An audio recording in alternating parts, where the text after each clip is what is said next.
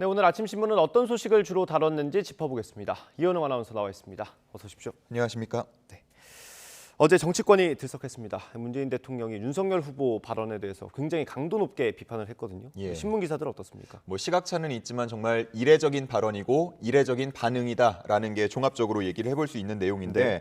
대부분 아침 신문들도 이 내용을 톱기사로 다루고 있었습니다. 네. 문 대통령이 어제 윤석열 후보에게 사과까지 요구했죠. 동아일보, 한겨레, 한국일보 세 가지 신문 제목을 뽑아왔는데요. 동아일보는 대통령과 야당 후보가 대선을 앞두고 초유의 충돌을 벌였다라고 제목을 뽑았고요. 예. 그 아래에 있는 두 번째 줄에 있는 한국일보 역시 초유의 적폐대전이다 이렇게 제목을 네, 썼습니다. 적폐대전. 예, 세 번째는 한겨레 신문인데요. 문 대통령과 윤석열 후보의 이름을 쓰고 대선 앞 전면전을 벌였다 이런 표현으로 정리를 했습니다. 신문들은 문 대통령의 메시지와 함께 대선이 20여일 남은 시점에 현직 대통령이 전면에 등장했다는 점을 집중적으로 조명했습니다. 네, 기사에도 언급이 됐지만 대선이 이제 3주 조금 넘게 남았고요. 지금 지지율도 여론조사 보면 박빙으로 나오고 있는 상황이라서 이 일이 어디로 튈지 굉장히 관심이에요. 그렇습니다. 일반적으로 보편적으로는 친문 결집, 반문 결집 이렇게 각각 진영의 긍정적 효과를 계산해 보는 시선이 많은데 네. 반대로 보는 좀 뒤집어서 생각하는 시각도 있었습니다. 예. 먼저 동아일보를 보면요.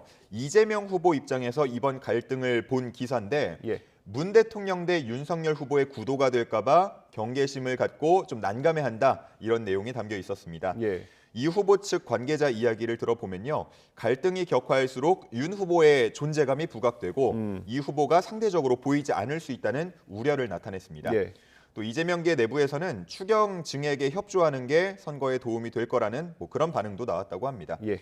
또 다음 경향신문의 입장에서 경향신문은 윤석열 후보의 이야기를 담고 있었는데요. 예. 일단 윤 후보의 반응이 확전을 피하면서 수습에 나선 거라고 평가했습니다.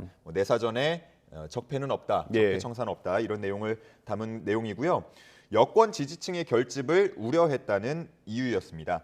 또 국민의힘 내부에서도 다소 불필요한 발언을 했다는 비판이 나온다고 썼고요. 그러면서 윤 후보가 자초한 돌발 변수다, 전략적 실책이라는 지적도 있다고 썼습니다. 네, 경향신문에서 윤석열 후보 쪽 얘기를 쓰고 동아일보에서 이재명 후보 쪽 얘기를 쓴 것도 좀 재밌는 것 같아요. 그렇습니다.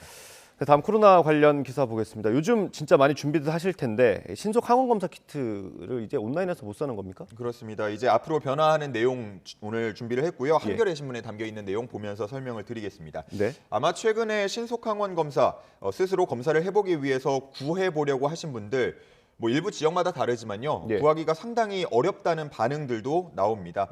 약국에 가면 다 떨어졌어요. 오늘 안 들어와요. 이런 반응들이 나오고 있는데 네. 인터넷으로 사려고 해도 가격이 천차만별이고요. 예. 심지어 중고거래 플랫폼 같은 데에서는 고가의 거래가 되기도 합니다.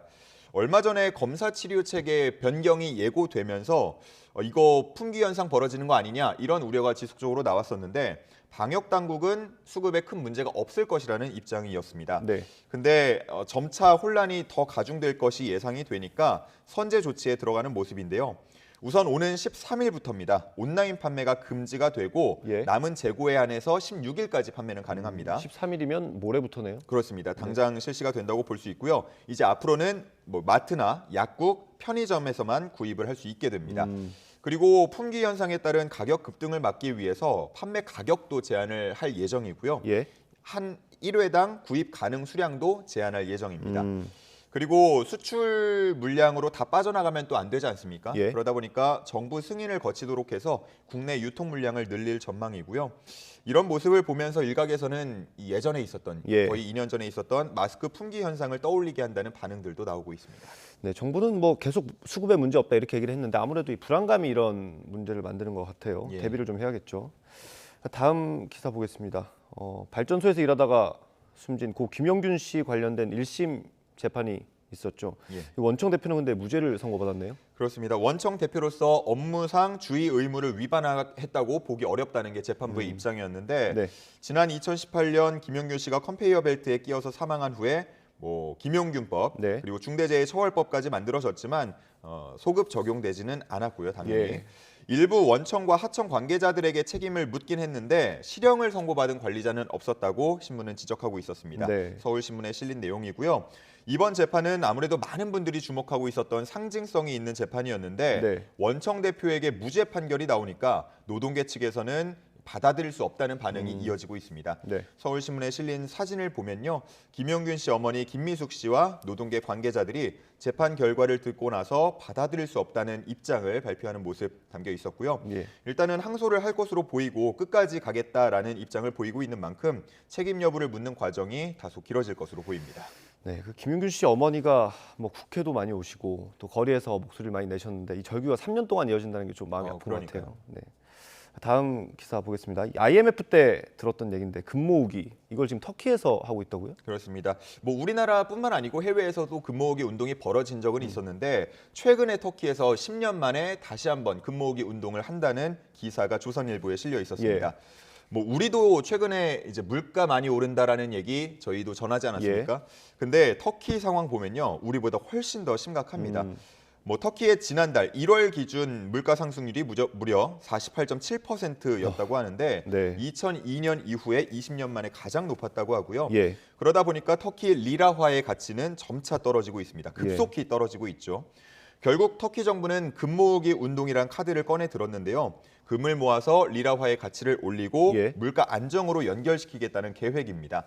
뭐 터키는 결혼이나 아니면 생일 같은 거를 기념할 때 금화를 선물하는 풍습이 있다고 합니다. 네. 그렇기 때문에 각 가정에 금화가 꽤나 있을 것으로 추정이 된다는 게 터키 재무장관의 이야기고요. 터키 재무장관은 한 2,500억 달러 정도, 예. 우리 돈으로 치면 300조 원 가까이 되는데 그 정도나요? 예, 그 정도가 집안 장롱에 있을 것이다라고 얘기를 하고 있습니다. 예. 그리고 그 중에서 한 10% 정도만 은행에 들어오면 좋겠다라고 기대를 했는데요. 네. 과연 여기에 터키 국민들이 얼마나 호응할지는 여전히 미지수고요. 금모으기 운동이 이전에도 몇 번 벌어졌을 때에도 이게 점차 참여가 떨어지는 모습을 보였었거든요. 네. 그러다 보니까 이번에도 얼마나 참여할지 미지수고 최근에 또 정부의 정책 실패에 대한 불신도 많이 커진 상황이기 때문에 네. 이게 성공할지는 두고 봐야겠습니다. 네. 뭐 이번 운동에 대한 결과로 정부에 대한 신뢰도도 함께 알 수 있겠네요. 그렇습니다. 예. 다음 기사 볼 텐데 우주교통사고라는 생소한 단어입니다. 어떤 그렇습니다. 내용이에요? 미국의 항공우주국 나사와 일론 머스크의 스페이스 X 간의 갈등을 표현한 기사인데요. 예. 한국일보에 실린 기사입니다. 네. 보면서 설명을 드리죠.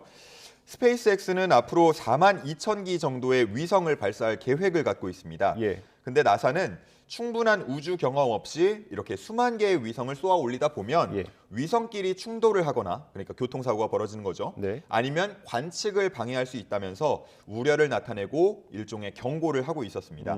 참고로 말씀을 드리면 현재 지구 궤도를 돌고 있는 위성이 2만 5천여 개 정도 된다고 하는데 네. 스페이스X의 계획대로라면 한 이 지금의 2배 정도로 네. 늘어나게 되는 겁니다. 그러다 보니까 전문가들은 위성 설치에 대한 국제법 마련이 필요하고 예. 위성 배치에도 신중할 필요가 있다는 입장을 밝히고 있고요. 일론 머스크는 그 반대로 지구 궤도에는 수백억 개의 위성을 수용할 수 있는 충분한 공간이 있다. 수백억 개요. 예, 수만 개도 아니고 예. 수백억 개의 위성을 수용할 수 있는 충분한 공간이 있다. 이런 인터뷰를 하기도 했거든요. 그러다 보니까 갈등이 좀 격화하는 모습이고요. 현재 위성 제작이나 발사 비용이 만만치 않지 않습니까? 예. 우주 교통사고가 발생하지 않도록 하는 뭐 기술이나 질서가 뭐 미리 필요해 보이는 거는 분명해 보입니다. 네, 그렇고요.